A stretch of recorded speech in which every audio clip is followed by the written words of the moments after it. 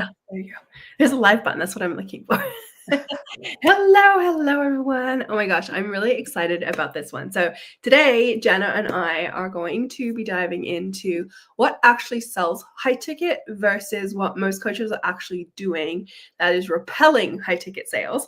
So we're going to get into what to do now that the market has shifted. Like, I don't know if you've noticed, but I know a lot of coaches right now have really started to freak out a little bit about what worked 6 months ago, a year ago, isn't working the same today. And we're going to actually talk a little bit about why this actually matters more for low ticket than high ticket. So why high ticket is actually a little bit protected from what the market is actually doing. We'll dive into that piece. And then we're going to talk about like the low ticket systems versus the high ticket systems, and how actually a lot of coaches are using low ticket systems to try to sell high ticket clients, and we want to actually do the opposite. And then we'll dive into a couple of other pieces there. So anyways, all that being said, hello. For those of you who don't know us, my name is Sophie B. I'm a marketing and messaging strategist. And Jenna, pass it over to you. Hello, everybody. I'm Jana Nix, the Authentic Sales Coach, and I help coaches and consultants, service-based entrepreneurs really create high-ticket offers that sell, and then help you set up a simple sales process to do so.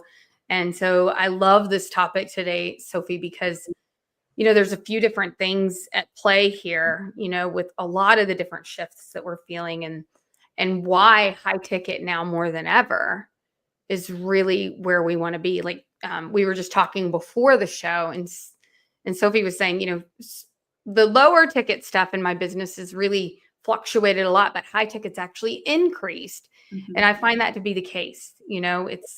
It's a little bit more bulletproof, if you will. Mm-hmm. And so, and not just that, but for those of you out there that are like, I don't know if I have those types of buyers, like I really want, borrow my belief on this until it becomes your own. And that is, high ticket buyers aren't found, they're created. It has everything to do with really helping people see what's possible for them. And there's so much of an energetic piece involved that I think doesn't always get talked about. It's like, what are the words I need to say? But it's so much more than that, isn't it, Sophie? It's so much more than that. And I've always found it so interesting because I think, you and I have both heard time and time again, right? When our clients come to us and say, well, but people in our audience, maybe they're not the right audience, or, maybe it's like, they're not fully aligned, or they're hearing, I can't afford it over and over again. And usually they're like one or two tweaks away from just speaking to the higher ticket buyer. And then all of a sudden, when they unlock that box, it's like, oh, it's like, it feels like your whole audience is shifted, and it's mostly because you're just not maybe seeing them. But I think it's more than that, right? Like you said, it's energetics. It's like, are you aligned to actually calling in the client who you're wanting to work with? And I think with a lot of women too, depending where they're at, sometimes there's this, do I have the right credentials, right? Am I qualified enough? Am I good enough? Do I have the good enough results to actually serve these people in my audience? And therefore what happens is energetically they're not aligned to them, so they're not speaking to them. And then when they do energetically align to them, it's a question of, well, how do I actually speak to them? And we can repel our client, like our best clients, so easily and without realizing most of the time, right?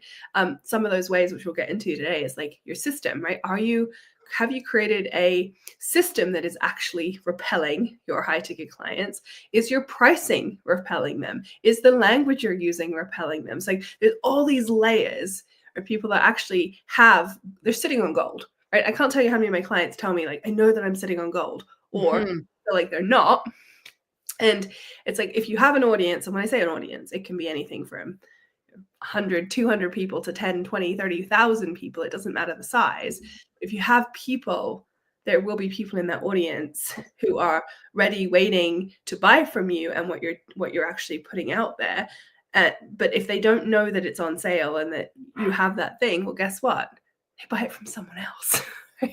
Exactly. And, the amount of times I've heard from my clients when they come in, I used to think my audience can't afford it. But then what I realized is they were just telling me they can't afford it. And then they went and bought something that was 5 times as much. And so we have to really look at these things to see, where is this gap? Like, where are because it's clearly not just a question of, oh, my whole audience is broke. I mean, that's ridiculous. Like the bottom line for everybody listening is there's always going to be people that can afford it, and there's always going to be people that can't. And talking to more of the high ticket buyers, and you're talking that high ticket language, and you're activating their desire at that level, those people don't get in scarcity the way, more of the low ticket buyers do, which I think is why we see an influx of the high ticket space, because they're like, the market will do what the market does. The industry, like that's not how I'm going to make my decisions, because I don't let fear guide me. No, I think it makes sense, right? I mean, when the market just kind of does what it does sometimes, and if you are positioned for, and the positioning here is really about, are you positioning for accessibility or speed and efficiency, right? Because these talk to different buyers. So if we're talking to accessibility and you have created an entire system to be accessible, and that is what you are, pivoting it on, and it's a low ticket thing, then when the world kind of goes down, it lends itself to people saying, well, do I pick this or do I pay for my internet? Do I pick this or do I pay for my food? Do I pick this? And it's the comparison, right? Versus when you're in the high ticket world, it's not the same. It's not the same comparison, right? People aren't worried about those things because it's positioned differently to different people, but also it's the difference between, again, positioning to accessibility and speed and efficiency. So now we're talking to somebody who's not afraid of investing and losing the money. They're afraid of not investing and losing the opportunity. Yes. Totally different mindset. Totally different mind. One person asks, how much is it? And the other person that we're talking about in the high ticket space that's really doing the thing, it's like, how quickly am I going to get my ROI? Mm-hmm. And it's just really those shifts and like thinking like that CEO and that pro. And then if you really think about it, especially if you're like a coach for coaches, like who do you think is easier to work with? You know what I mean? And so these are just lessons, at least I had to learn along the way too, because I remember, being in that like, oh my God, this is going to be, and that's when we get in that space, it really starts to affect, our business as a whole. And so it's so important that we not step into lack, into scarcity, into those pieces, and continue to stay in our power and how we're going to serve and how we're going to show up and how we're going to transform lives. And I know it's not easy, it's simple, but it's not easy. But it is easy to fall into the confirmation that your audience is broke. Right? I actually remember at this point I had like 30,000 people in one of my audiences. And I remember saying to my audience, like, I think my audience is just the wrong audience. They're broke. And she looked at me and she's like, Sophie, do you really think that 30,000 people cannot afford? Not one of them can afford what you're offering. And then I was like, oh, that sounds kind of silly, doesn't it? Yeah. kind of stupid. Like, well, it was like those little pivots. And I thought, even 200 people, really 200 people, like not one. But really what I was recognizing, beyond there, recognizing that when I was speaking the language, I was speaking because I had positioned myself for this accessibility and for this place where I believed that nobody would pay for it. I was talking to people who couldn't afford it. And therefore, I was actually bypassing and repelling the people who could because they weren't seeing the message, which was confirming my belief that my audience was broke because I was speaking to people who couldn't afford it. Right. Because it's like you've got your conscious mind working against you, but then also, we don't get what we want, we get what we expect. And so, not only do you end up speaking to those people, like then you're really looking for proof, because at the end of the day, our ego really wants to be right. Like our brain is a goal achieving machine. Right. And so if we have a million bits of information, that are available to us coming in on a daily basis, but we can only process consciously 5,000. Like think of all the other piece, if you're looking over here and you're like, everybody's broke, like it's just about filtering that data in a different way. And the more I do this, the more I work with people, I used to say 20% is tactics, 80% is this inner piece, but it's becoming more and more clear to me. And I don't know if this is just as we ascend and go higher in frequency or what's going on, but sheesh, it is more. And I'm to like 5 or 2% of it's like doing all of the things. And the rest of it is like, what do you expect? What do you think you deserve? What are you projecting out there? What are you trying to prove to be right? Like who are you being? And when those things are addressed, things start to flow so much easier. And again, it doesn't mean we don't have a system. It doesn't mean we don't understand how to walk people through that system. And it certainly doesn't mean we don't know how to conduct sales calls or effective communication.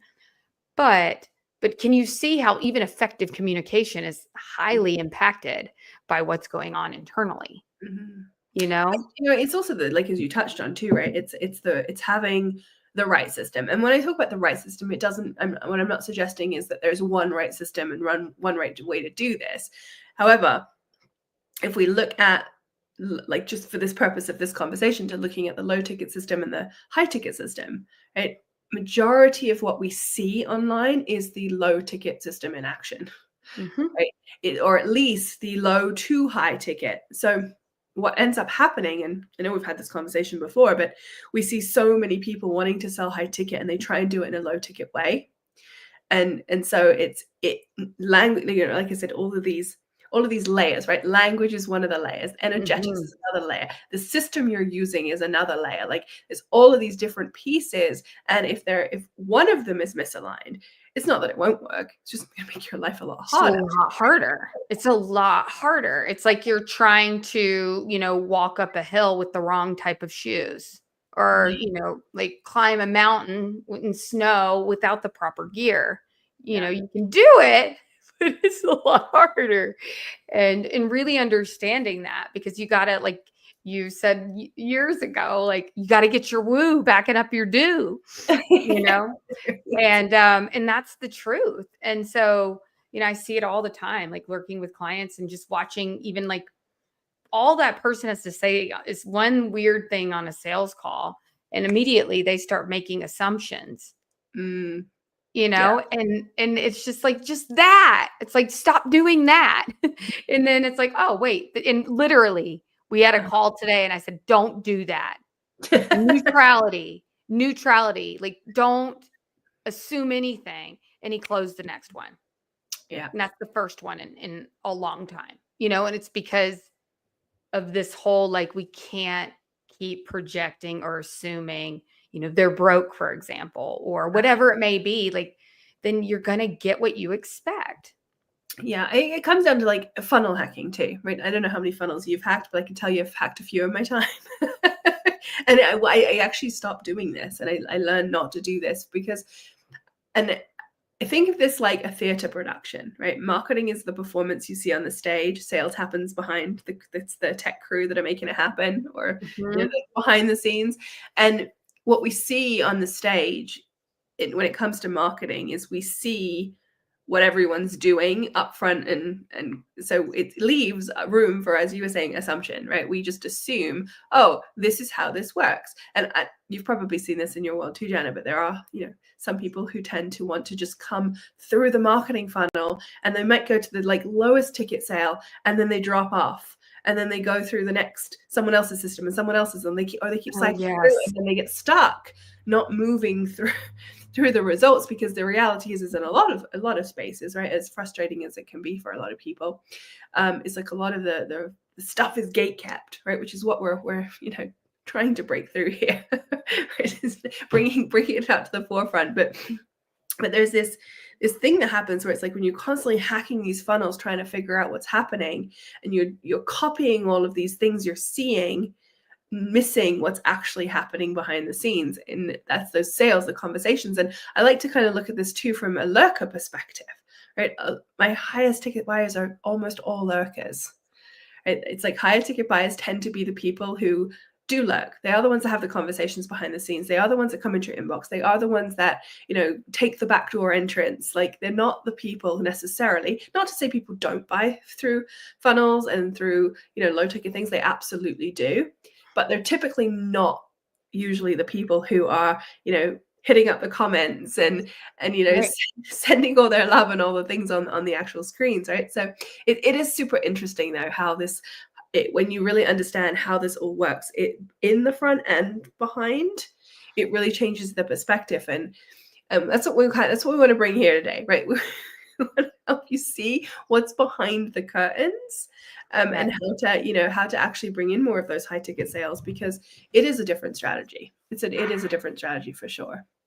It really is. And even beyond the strategy, like to set some people free, it's a few skill sets. I mean, I can sit here and pretend like, yes, it's door number 3 and you just plug A into B into C and, it all like immediately instant gratification, because that's the world we live in. And that's what you guys want to hear. But the truth, which is really one of my highest values, is all strategies work. It's a matter of having the skill sets to properly execute it. And I think this is very seldom taught. And I know we've talked about this before, but I just want to keep reiterating that, because if you get certain skill sets under your belt, you can apply it to most any strategy.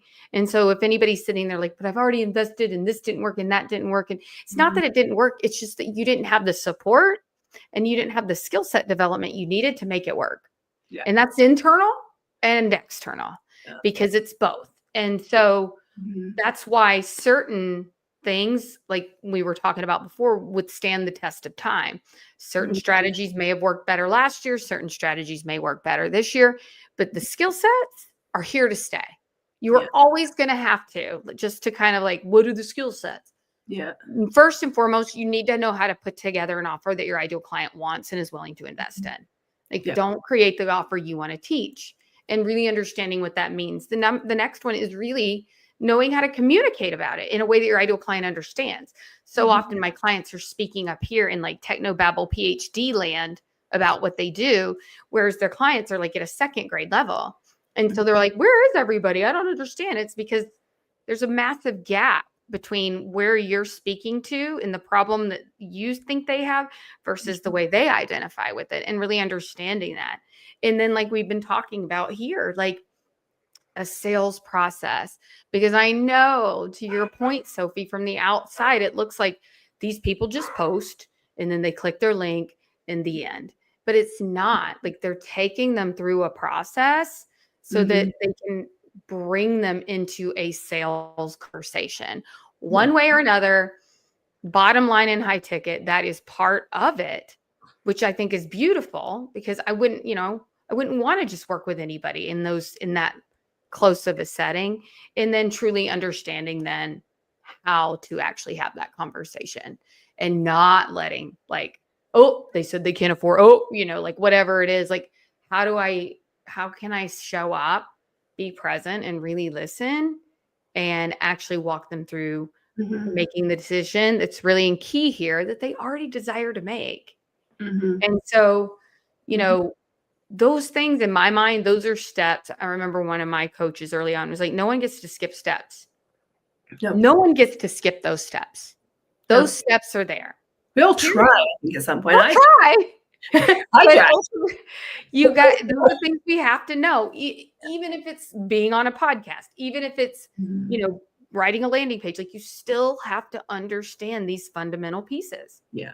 And I think I want to like just add some pieces, not necessarily additional steps, but kind of some side steps in there. Is that I think one of the things too, yes, creating an offer that people actually want to buy, but also creating something that lights you up, that people want to buy. And also not just to make money. That's not sustainable. It's not sustainable. But I think the other thing here as well is really like, a lot of entrepreneurs come into this space thinking, they see the shiny money signs. They see the shiny, like, you can make $100,000 in, 22 minutes or whatever. Okay.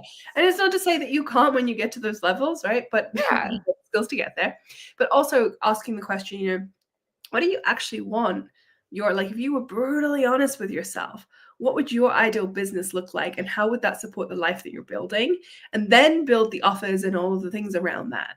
And I think it's too many people say, oh, well, I think I have to do it this way because I've seen that coach do it, that coach do it, which kind of dulls the light a little bit too.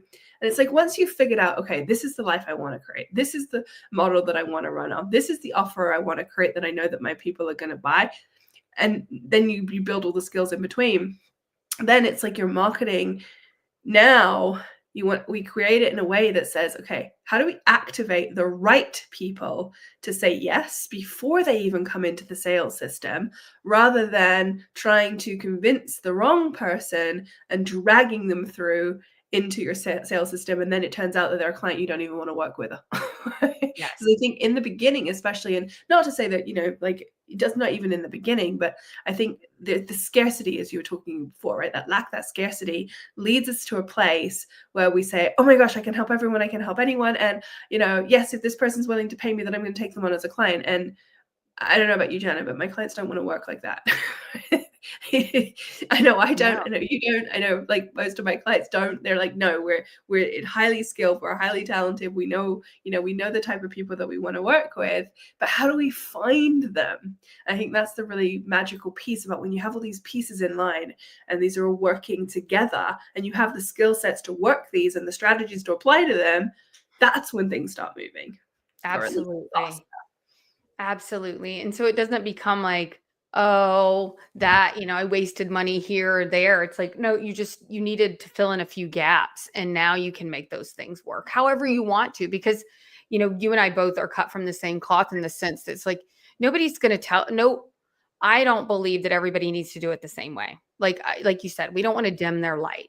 However, we've got to get your skills developed Mhm. so that you can then go and pick your pick your way, pick your modality, pick your medium, pick your, where you want to be and show up and shine your light. But we got to know how to do it in a way that's going to attract, like you said, those people that are the ones that are the premium buyers, the I think ones that are ready to move. and you just touched on something there too, right? I mean, that the, feeling like you've wasted money too is also a difference between a premium buyer, so to speak, and a non, right? Somebody who's knows how to return their investment on anything they invest in, right? I don't know about you, Jana, but I know I've had I've put into a few programs where I expected them to be one way and they weren't, but I have still returned my investment on those programs because I've learned from them no matter what. No matter what. And Not I to think say that's back to the mindset and the, perception, right? Like, did and it not get to you say you closer should to your goal, or did it get you further away? That's really the question. Yeah. And I think, that's not to say, not to say that people should be out there putting out rubbish programs, right? No. But I do think, there's somebody who knows how to return their investment, who is used to investing and not afraid to invest, like, also knows how to ask those questions and ask themselves, like, is this a program that I know will help move my needle 1%? And I think this is the other piece too, right? Like, I know for myself, I don't look at a program and say, okay, is this program going to give me everything I need and blow my business up 100 times by next month, right? That's not a question I ask. Instead, I'm looking at, will this help me move my needle 1%? And can I use that to compound 1%, 1%, 1%, 1% over a long term, right? Because now it's like you're looking at, oh, okay, 10, 5, 10, 15, $20,000 investment. All of a sudden, over the lifetime of a business, which, I'm here for the long run, well, all of a sudden now that's a lot smaller. Right? And I think that's another difference versus you look at, a lower ticket buyer and they're looking at, how can I squeeze the juice out of this $97 thing and make it be the thing that makes me millions of dollars? And if only it worked that way, right? Well, I do. It's funny you say that. I've actually not thought about this in a long time. I know I've never brought it up to you, but I remember thinking when I was that buyer, because I didn't know any better, which is a whole other part of what we're trying to, I just wish somebody would have kind of like given me the lay of the land. Like, I didn't know. And so I remember buying into a program and I was like, if there's an opportunity to go further, I'm doing it this time. I'm not going to hop to another shiny object. I'm not going to go over here. Like, I'm going to, if this is what I like and I get, something out of this, like, I'm not going to hop. I'm going to go further. And I think that was a big empowering turning point in my business, because otherwise I was like, oh, maybe I only got this much. Maybe that's not. And it's like, no. Go the distance with this thing, Jana. Like, go in deeper because 97, like, think about people that own a brick and mortar, or like entrepreneurs prior to social media. Like, there's investing involved. Like there's skill sets. A lot of them went to business school. Like this is not just, I woke up one day and decided I wanted to be an entrepreneur. Like there's pieces of it, and it just helps so much to really be with somebody who's already walked that. Mhm. Because yeah, maybe you can figure it out eventually, but I would prefer to collapse that time so Mhm. that I can just not have to learn Right. everything the hard way. Well, so again, though, that's the speed and efficiency, right? That's the as somebody who invests that way, it's like I want this to collapse time. I want this to be faster. I want this to be speedier. And I think the main reason why I'm talking about this specifically is because understanding this is actually what helps us attract the buyers that we Totally. work with, right? Like it's not about becoming this type of buyer and da, da, da, da. Like, I mean, smart people know this, right? But it's more about when we really understand how premium buyers think, and we know how they move and how they return investment and all those things. It helps us speak to them. I think 99% of the market doesn't buy this way. Most of them buy through fear of loss, and they're calculating how fast can I return this investment, either the same or slightly more, right? They're not necessarily looking at a different way. So that's the way most people message. That's the way most people market. That's the way most people sell. However, when you're wanting to call in, people who will pay premium prices, and they will, they're jumping in your inbox and saying, "Yep, sign me up."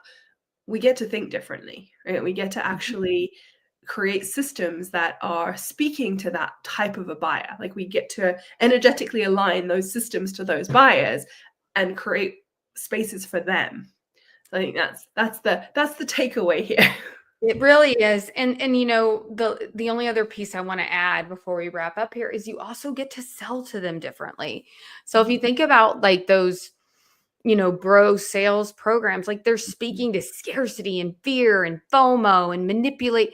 Like that's not when it comes to high ticket, it's all about like being authentic and being human and really listening and like having an actual discovery call to discover if it's a good fit. Like it's just such a different freedom and energy because it isn't about like pushing people into, something. That was a huge shift for me. Like I remember moving from that space of going from what I like to call a sales conversation to a buying conversation, right? Mhm. It was the sales conversation is very much the lean in and like you convincing someone to buy, and if you don't buy this, your whole world, like that Right. kind of bro Yeah. energy, if you will. Versus the buying conversation is like it's like an interview process where you're leaned out. It's like I'm actually interviewing you to see if you're the right fit for this program. You're asking Oh, they're asking you to buy something, and you're like, let's see if this is a good fit. Like there's no pressure, there's no convincing, like there's no you got to buy, there's no like like it's just different. it It's is. And totally there's different so experience. much freedom. So, well, I want to just end with, thank you all for watching this. And if you're feeling like, I'd like to learn more, like I really want to understand really this it's like working higher, not harder, like not hustling and like duking it out for every single client, but really rising to this new level of like how do I create this high end offer that really brings in the type of clients I want to work with, and then walking them through a simple process. Like it just takes so much off of your plate when Mhm. you do it in this way, and it just feels so much more elegant than like in that hustle and overwhelm and spreading too thin and all of those things. And so we're going to walk you all through this process in our challenge that's coming up. It's called Elevate to Enroll, Sell Your High Ticket Offer Challenge. So we're going to help you map it out from start to finish, all the way from the offer itself through the messaging and into how to actually close them on sales calls. And so if this feels like something that you want to learn more about, I'm going to drop the link below. Definitely join us. And I will say, if you're serious about this, like if you're like, this is how I want to run my business, I'm tired of spending time doing things and learning skills that I don't need to learn, like building landing pages, for example, editing videos. Need I go on? Um, Come into VIP. because you're going to get time in the VIP Zoom room with Sophie and I. We're going to do laser coaching. We're actually going to have a Voxer chat. And so we really want you guys to see what it's all about when you come into like a high-end VIP space and get your questions answered. Let us give you some feedback on what you're currently doing and maybe why you are where you are and what to do differently. Because a lot of times it is the small tweaks to big peaks. Anything else you want to add before we wrap up? No, I think you covered everything there. I think that's, anybody that wants to come in, I'm excited. Jan is excited. We're excited. We are. All the information is in the link below. We start in just a couple of weeks. So I hope you'll join us, and we'll see you there. See you there. Bye for now.